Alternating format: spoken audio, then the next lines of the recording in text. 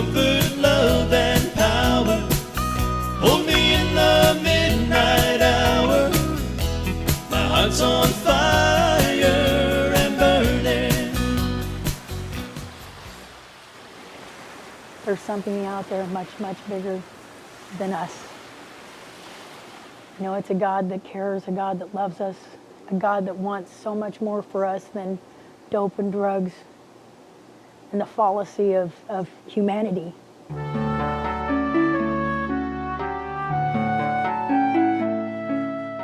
I'm reading the Bible, and if you haven't read it, the first time it's quite mysterious. And I come to this passage in Romans 5, and it says that we glory also in our tribulations, because tribulation works patience, and patience experience hope. And right then, the words jumped off the page into my heart, and I realized good can come from this failure. God can take it and work it for good, because I'll learn experience and patience, and it'll turn into hope. And actually what happened that moment is hope was born in me. The time I accepted him in that prison to today, I've been free.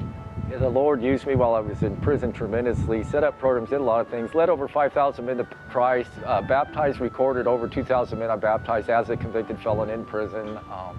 It's Jesus. He led me to lead people to Christ and to pastor.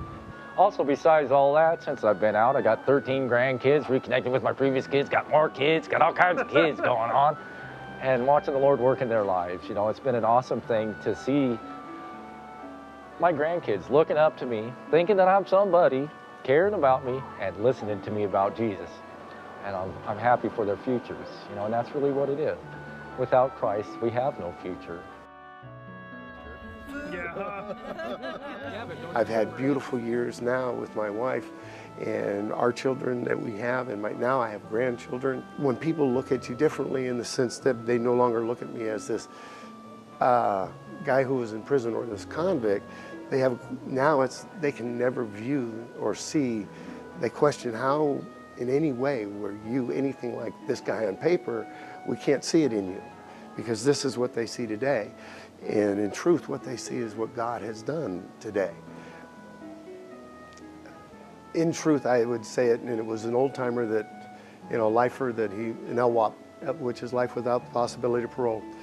At that time when I met him, he had already done 30 plus years. Before I left, he was pushing on the 50 years. But his focus was constantly to bring people out of the gangs, out of the drugs, to bring them to Jesus Christ and the love of Christ. That was a rich life, because he walked the walk of Jesus Christ, would have him to walk. Every day you knew that first and foremost in his life was Jesus Christ. There was no greater witness than that. You know, all heaven, I know, is going to rejoice when he comes home. Who gets the glory for it, Lord?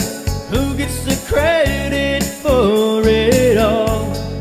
Who made it happen? Oh, it all goes to Jesus. You get the glory, my Lord.